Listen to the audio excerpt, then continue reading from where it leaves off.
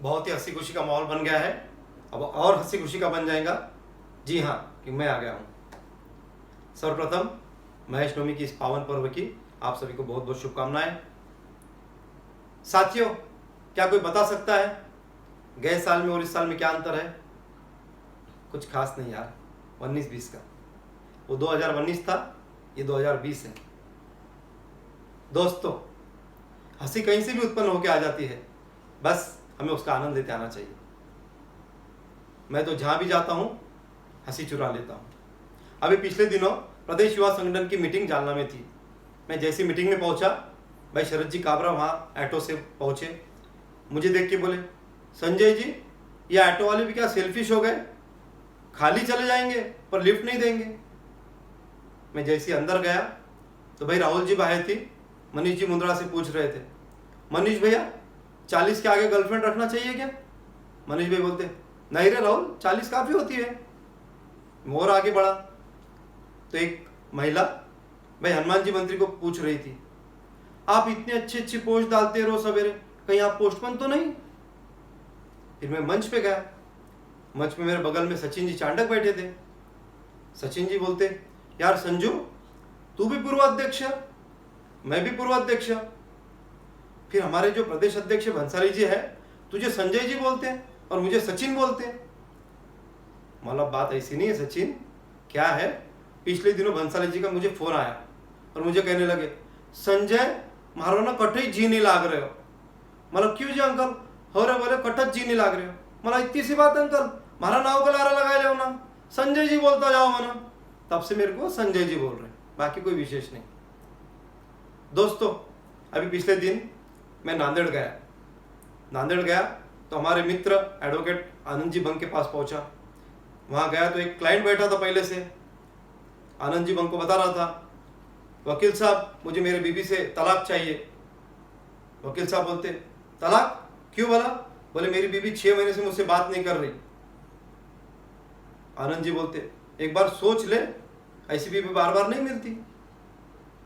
वहां से मैं हमारे मित्र नीलेश तापड़िया को मिलने चले गया, गोविंदराज ज्वेलर्स पे।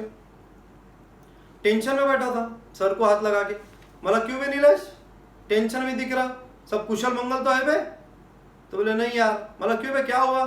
बोले यार पप्पा ने बदला ले लिया। मतलब पप्पा ने बदला ले लिया, क्यों बे क्या हुआ? बोले यार पप्पा बचपन में स्कूल की फीस भरते थे और मैं डुम्मा मार के पिक्चर को चल जाता था। डुम्मा यानी बंक करके मूवी देख के निकल जाता था।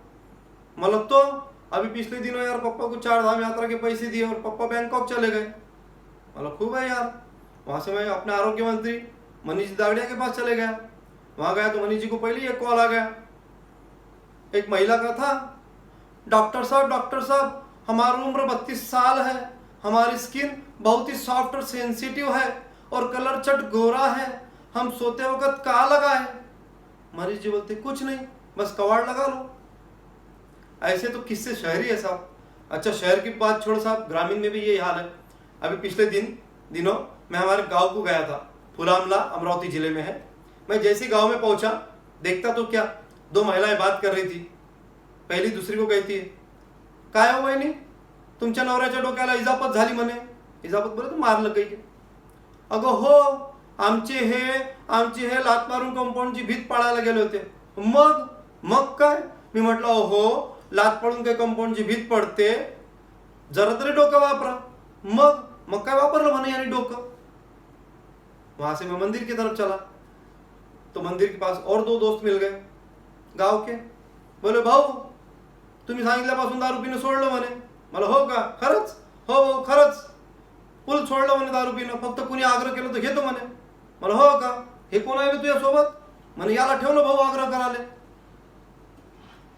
जैसे दूसरे दिन मैं गांव से औरंगाबाद की तरफ निकल रहा था, देखता तो क्या पड़ोस से बहुत जोर जोर से आवाज आ रही थी। मैं जब झांक के देखता तो क्या, एक महिला अपने पति पे जोर जोर से चिल्ला रही थी, अजून डोसा दारू। वेळ बघितलं का घड्याळात किती वाजले? 12ला 5 कमी। 12ला 5 कमी, डोसा अजून दारू, सकाळची 7 वाजली आणि तुम्हाला 12ला 5 कमी दिसते का? मग 12ला 5 कमी किती होतात? देखो साहब, ये तो हो गई शहर की और ग्रामीण की बातें। मैं तो अंतिम संस्कार, पगड़ी श्राद्ध जैसे कार्यक्रमों से भी हंसी चुरा लेता हूँ। अभी पिछले दिनों मेरे दुकान के सामने से एक शव यात्रा जा रही थी। बड़ी अजीबोगरीब शव यात्रा थी। सामने एक कुत्ता चल रहा था, उसके पीछे शव यात्रा एक महिला की, और उसके पीछे उसका पति, और पीछे काफी लोगों की लाइन थी। मुझसे रहा नहीं गया, मैं उस महिला के पति के पास गया। बोला साहब ये कैसे हो गया, और ये इतनी लाइन काहे की है ये आदमी लोगों की? तो बोले साहब वो कुत्ता देख रहे हैं ना। बोला हाँ, ये इस कुत्ते ने कल मेरी बीवी को काट खाया जिससे इसकी मौत हो गई। बोला साहब एक दिन के लिए मिलेगा क्या कुत्ता मेरे को? तो बोले जरूर मिलेगा, लाइन में लग जाओ बोले पीछे। अभी गए साल श्राद्ध पक्ष में हमारे पड़ोस में एक महिला ने अपने पति के श्राद्ध पर बहुत सारे व्यंजन बना के रसोई बनाई और कागोड़ की प्लेट बना के बाहर लेके आई और कौवे को आवाज देने लगी, काव काव काव। कौवा आता साहब, भर भिर भिरका लगाता, फिर उड़ जाता। फिर महिला काव काव काव। कौवा आता, प्लेट के आजू बाजू भिरका लगाता, फिर उड़ जाता। साहब 4-5 बार हो गया। उतने में महिला का लड़का आया घर में से, बोले मम्मी मम्मी तुम घर में चले जाओ, शायद पापा आज भी तुमसे डरते हैं। उतने में कौवा आया और दूसरे पड़ोस वाले के प्लेट में से एक निवाला लेके उड़ गया। ये महिला को गुस्सा आ गया, जोर जोर से चिल्लाने लगी, इनकी तो पहले से ही आदत है, हमारा बना हुआ तो खात नहीं है और पड़ोस वाले का बड़े चाव से खाते हैं। ऐसे तो किस्से मेरे साथ हो जाते साहब। मैं कहता हूँ ना, मैं तो जहाँ जाता हूँ वहीं से हंसी चुरा लेता हूँ। ऐसे बहुत सारे किस्से है, पर समय की अपनी अनुकूलता है, समय की मर्यादा है। हमारे और भी साथियों को आपको सुनना है। अंत में इतना कहना चाहूँगा कि कोई रूठ जाए उसे मनाना आसान नहीं होता, कि कोई रूठ जाए उसे मनाना आसान नहीं होता, जिससे कि मोहब्बत उसी को जताना आसान नहीं होता।